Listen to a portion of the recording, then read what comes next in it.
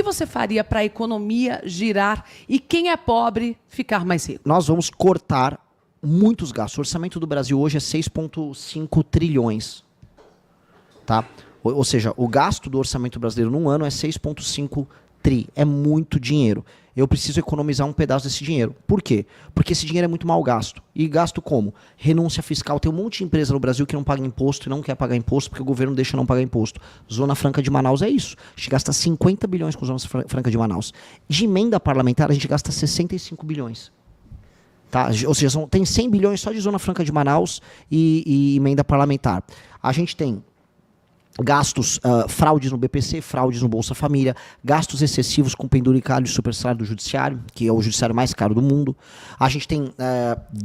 há uma indexação, e a gente precisa ser mexida, do valor do salário mínimo com o valor do BPC, o que é incorreto, porque quem está trabalhando e tem um aumento de produtividade não pode ser refletido em quem não está trabalhando. Então, corrigindo essas distorções, eu vou economizar 250 bilhões por ano.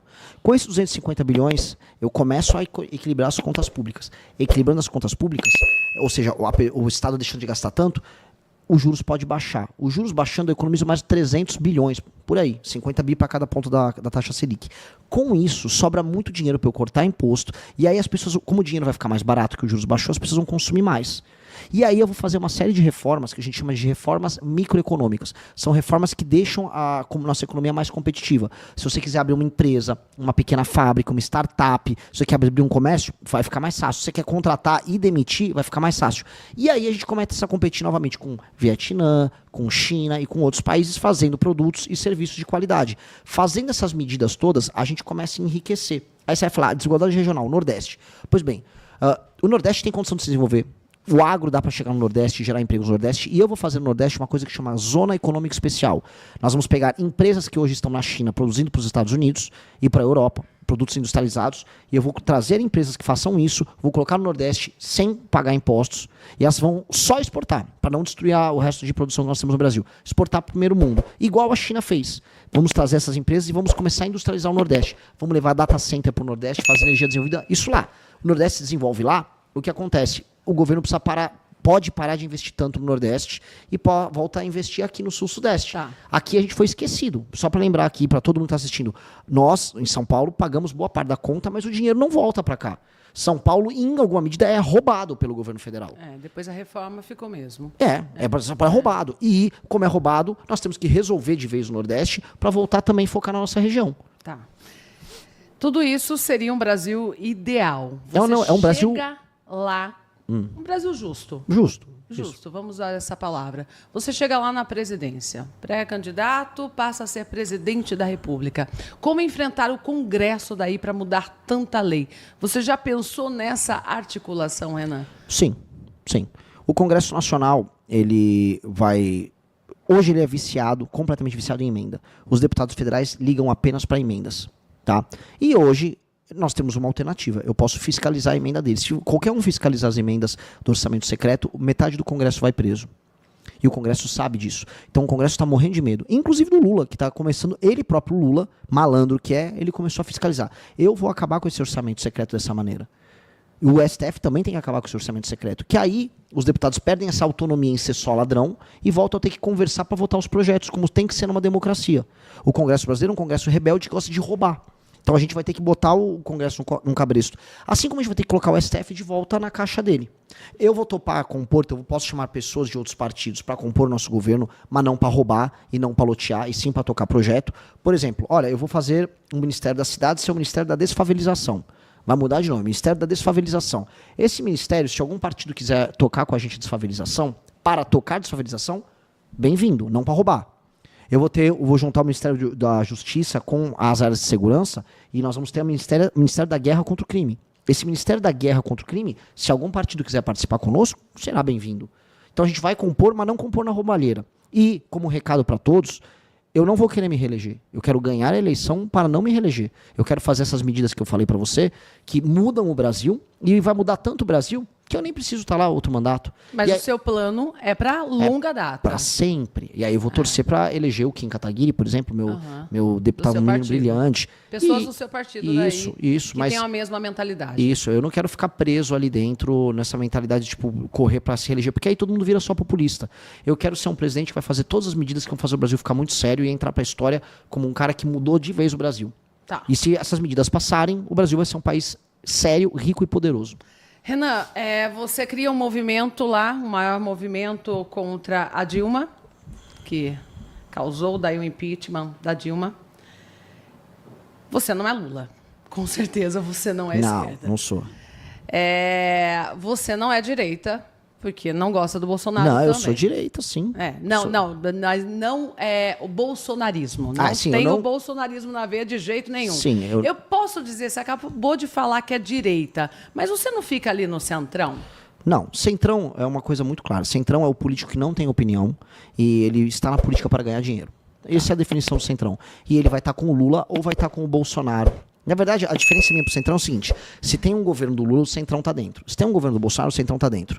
Qual a minha diferença? É que se tem um governo do Lula, eu tô fora, eu sou oposição. Se tem um governo do Bolsonaro, eu tô fora, eu sou oposição. Por quê? Porque são dois corruptos.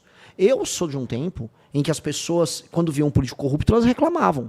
Hoje eu tô vendo um tempo em que o Lula, o filho dele tá envolvido no escândalo de corrupção, o irmão dele tá envolvido no escândalo de corrupção, e os eleitores dele aplaudem. Agora, quando vai um Bolsonaro pro poder, as pessoas aplaudem se ele tá envolvido em escândalo de corrupção.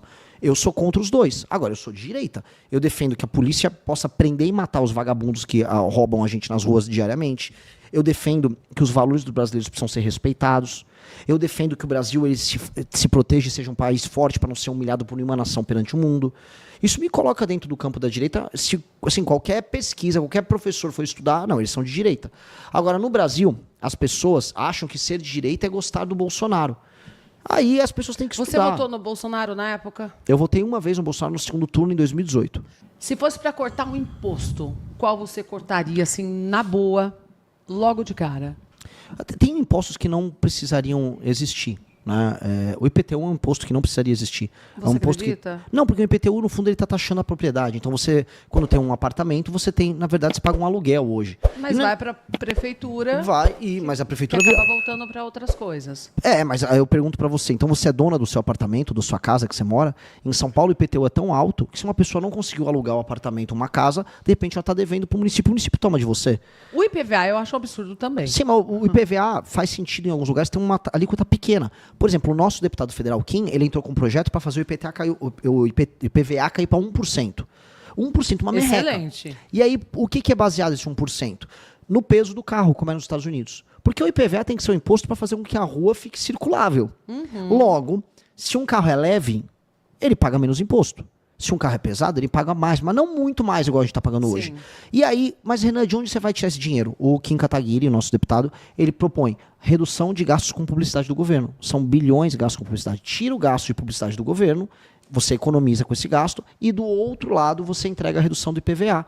E aí todo mundo vai poder, até consumir mais carro. Você poder comprar um carro novo, um carro elétrico, você renova a frota, melhora a qualidade do oxigênio, porque você vai ter uma frota que polui menos. É melhor para todo mundo, certo? É melhor para a indústria automobilística, é melhor para o meio ambiente, é melhor para as contas públicas, é melhor para as pessoas. Por que a gente não faz? Bom, a gente fez, a gente entrou com o projeto. Então, claramente é um imposto que eu reduzia. E, no geral, eu reduziria a alíquota de tudo. Do imposto de renda ao imposto por sobre circulação de mercadoria. Assim, você acha que daí a conta fecharia? Primeiro eu tenho que cortar o gasto. A gente tem sempre aquela discussão. Você vai cortar o gasto primeiro ou vai baixar o imposto primeiro? O Brasil ele está com quase 90% de dívida nos próximos 2 anos. Sim. A dívida está estourando. É muito financiamento. O Brasil está estourando. Como a gente resolve isso? Eu tenho que cortar o gasto e dividir e diminuir os juros que a gente paga na conta Selic. O juro só diminui se as pessoas que compram títulos brasileiros perceberem assim, o Brasil vai pagar. Pensa assim, pessoa que está assistindo, para não parecer abstrato. Se você está devendo muito na praça, está com o nome sujo, você não vai conseguir pegar um dinheiro com juros baratos no banco. Você vai ter que ir num agiota. O agiota vai te cobrar uns juros muito caros e vai te bater se você não pagar. O Brasil está hoje no agiota. Então o Brasil, como ele tem fama de gastão e não consegue pagar as próprias contas, ele tem que pagar uma taxa de juros absurda.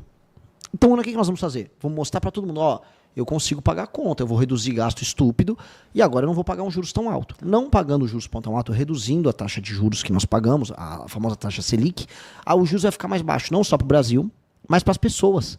E aí, com juros mais baratos, as pessoas consomem mais. Isso tem um efeito positivo. E também, reduzindo esses gastos todos, eu posso cobrar menos impostos.